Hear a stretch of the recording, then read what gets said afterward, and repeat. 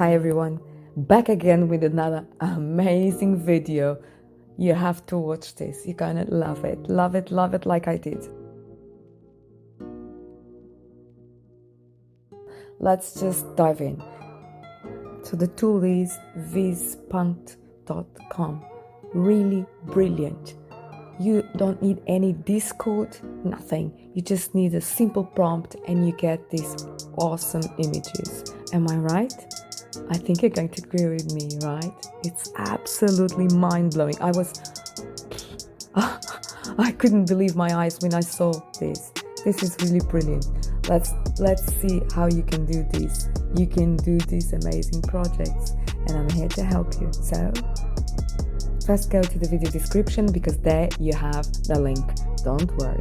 Then what you have to do, just write a simple prompt and that's it. These are some examples of the prompts I wrote and you can use them if you want.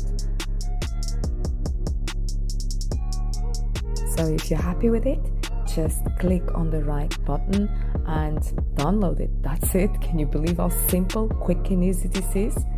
Wow, I love it. Do tell me in the comments what you think about it.